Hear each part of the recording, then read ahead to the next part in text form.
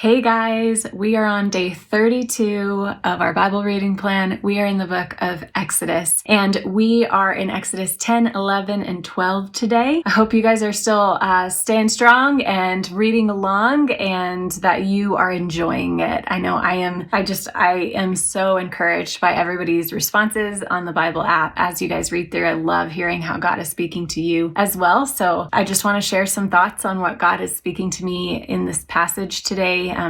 Through these chapters, we have covered a lot of ground. We have been reading about the plagues, and we have seen that God has hardened Pharaoh's heart, and Pharaoh has also hardened his heart, and Pharaoh is just unwilling to let the Israelites go out and worship the Lord. He sort of decides he's willing and then backs off of his decision whenever he hears just how much he's going to lose when they go. And so we get all the way in chapter 10, we read that God sends this plague of darkness. It's the 9th plague.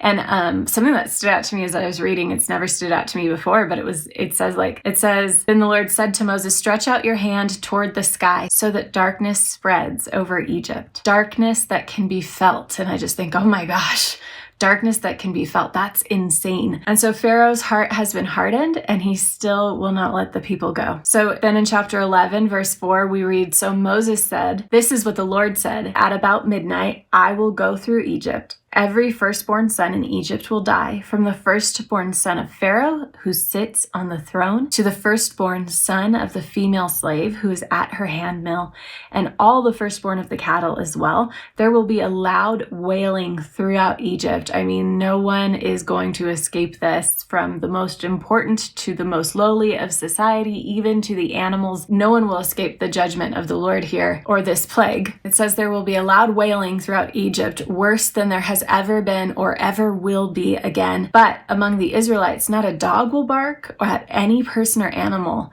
Then you will know that the Lord makes a distinction between Egypt and Israel. Israel is what God calls his firstborn son, and he has called his firstborn son out of Egypt, and Pharaoh is robbing him of his firstborn son. It's just such an interesting thing that God does here. Moses gives the Israelites instructions on how to protect themselves from this plague. He gives detailed instructions on what to do with this lamb. The Israelites are supposed to take a year-old male lamb without defect and take its blood and spread it over the lintels and the doorposts of their homes, and that this would be a sign when the Lord passes through to pass over these homes and to spare the lives of those in it. This is a sign that the people in this household are the Lord's people, that they are the Israelites, that God makes a distinction between them in Egypt and sparing their lives. The image of the Passover lamb's blood covering and protecting God's people from death is such a powerful reminder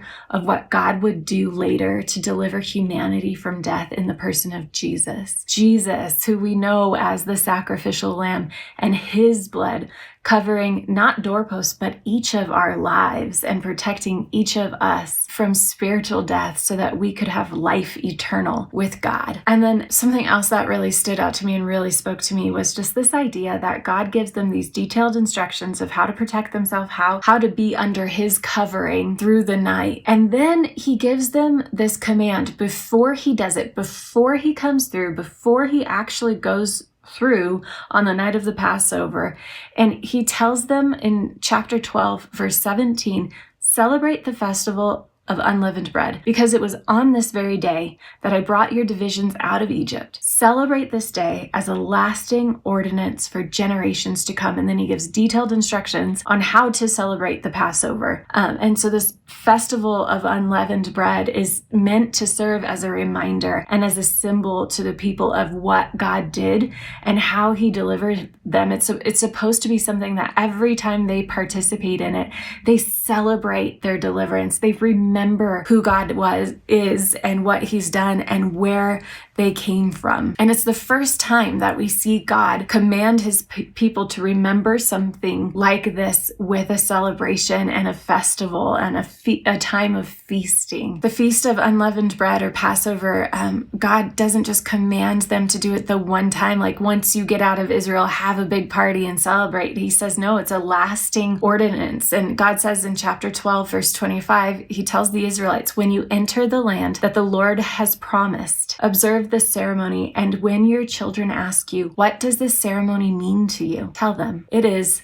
the Passover sacrifice to the Lord, who passed over the homes of the Israelites in Egypt and spared our homes when he struck down the Egyptians. God calls his people to celebrate and remember what he has done, to remember his goodness and his power and his might, his steadfastness. And he's called us to do it through the generations. And there's something to be said about the act of remembering not only what God has done and said in his word, but what he's done and said and how he's come through in our own lives. We're called to celebrate those things. And I know at our church, we love to have these quarterly potlucks where we get together and we share testimonies and we remember the good things that the Lord has done. And this is exactly why, because God calls us to remember and to celebrate the things that he's done, to remember and celebrate our salvation, to remember and celebrate that our lives are different because of what Jesus has done for us and because God has come through. So I hope that encourages you today. That's what was standing out to me.